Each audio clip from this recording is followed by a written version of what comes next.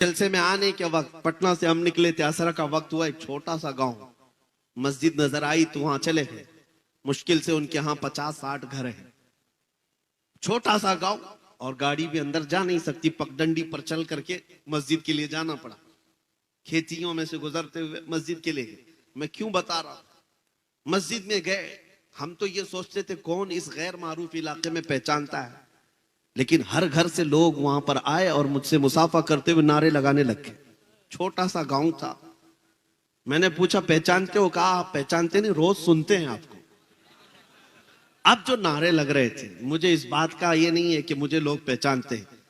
छोटी सी बस्ती है, बनियान लुंगी पहने हुए लोग हैं, लेकिन वहां नारे जो लग रहे हैं मसलके आला हजरत और ताजुश शरिया। उस दिन ये एहसास हुआ कि मेरे अजीजों, वो एक छोटी सी बस्ती है, छोटी सी बस्ती, इनमें से कौन है जो आला हजरत को देखा हुआ है? कोई नहीं है, कोई नहीं उनके जमाने का। और उस बस्ती में, उस छोटे से गांव में गया कौन है आला हजरत को सिखाने के लिए, आला हजरत की मोहब्बत डालने के लिए? उलमा कहां जाते हैं? बहुत कम। उस बस्ती में तो हमने देखा कि कोई है ही नहीं, छोटा सा गांव है। ये एक मिसाल दे रहा हूं, ऐसे 1000 गांव है, हर गांव से ये आवाज आती है, मसलके आला हजरत, इश्क मोहब्बत, इश्क मोहब्बत। ये आवाजें क्यों आती हैं जानते हो? यही मेरा जुमला याद रख लो, उनकी बात करो, हर दिल पे राज करो। आला हजरत अपने घर का कसीदा नहीं पढ़ते थे, अपने बाप दादाओं की तारीफ नहीं करते। जिंदगी में जब कलम उठाया है, मेरे मुस्तफा की शान बयान की है। करो मदह अहले दुवल रजा, पड़े इस बला में मेरी बला। मैं गदा हूं अपने करीम का, मेरा दीन पारे ना नहीं। उस आला हजरत ने जब कलम उठाया था, बारगाह मुस्तफा में यूं कहा था, सरवर कहूं कि मालिक व मौला कहूं तुझे, बागे खलील का गुले ज़ैबा कहूं तुझे, तेरे तो वस ऐबे तनाही से हैं बरी, हैरा हूं मेरे शाह मैं क्या क्या कहूं तुझे। अहमद रजा ने जब हुजूर पाक की शान में इतनी बातें अर्ज की, तो हकीकत बात यह है, अल्लाह करीम फिर तारीफ करने वालों के न नाम को मरने देता है, न कलाम को मरने देता है। आज उनका नाम भी जिंदा है और कलाम भी जिंदा है। 100 साल हो गए, मजमू में आज भी आला हजरत को पढ़ा जाता है कि नहीं पढ़ा जाता? और मैं समझता हूं आला हजरत की नातें, जुमले अगरचे उर्दू के सख्त हैं, आसान उर्दू में पढ़ी जाने वाली नज़में एक जगह, सख्त उर्दू में पढ़ी जाने वाली आला हजरत की नातें पढ़ो, दिल झूम जाता। अवाम भी अवाम है, ये भी आला हजरत की नातों में वजद करती है। क्यों? इसलिए कि इश्क में बोली हुई बात है।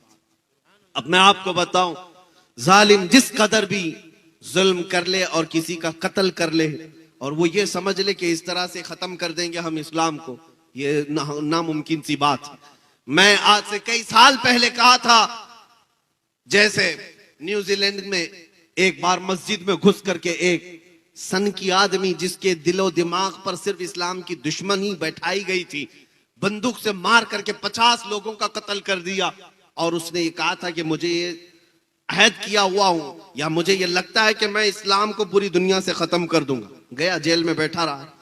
ऐसे ही यहां भी बहुत सारे कुत्ते बैठे हुए, गुफे में बैठ करके भौंकते हैं कि इस्लाम का विनाश कर देंगे, धर्म संसद करके अपनी लोमड़ियों के बीच में, बाकी बाहर आने की हिम्मत नहीं। इस्लाम का विनाश कर देंगे, खत्म कर देंगे, इस धरती से मिटा देंगे। हम उनको हमेशा यही कहते हैं। एक न्यूज रिपोर्टर हमारे पास इंटरव्यू लेने आए थे, वो कह रहे थे कि फलां साधु जी, फलां पंडित जी, फलां पाखंडी जी, जो भी है, ये कहते हैं कि इस्लाम का विनाश कर देंगे। हम कहते हैं उनसे, जाइए वो बाबा से कह दे पहले अपने बदन की खुजली मिटा ले, वो उससे नहीं मिट सकती। इस्लाम तो बहुत अजीम बात है। समंदर का पानी ना नापा जा सकता है, ना खत्म किया जा सकता है। समंदर तो समंदर है, आसमान को तुम नीचे ला सकते हो, जमीन को ऊपर कर सकते हो, लेकिन इस इस्लाम को कभी नहीं मिटा सकते। ये अल्लाह रब्बुल इज्जत के हिफ्ज़ो अमान में है, ये दीन अल्लाह रब्बुल इज्जत के हिफ्ज़ो अमान में है। अब मैं आपसे यही कह रहा हूं, जो दीन तुम्हारा महफूज है, जो तुम्हारा कुरान महफूज है, बस बात इतनी है कि तुम पूरे मुसलमान बन जाओ, तुम हुजूर पाक सल्लल्लाहु तआला अलैहि वसल्लम के वफादार बन जाओ। हर घड़ी तुम्हारे साथ निस्बत मुस्तफा होना चाहिए, हर घड़ी तुम्हारे साथ अजमत मुस्तफा का पासो लिहाज होना चाहिए।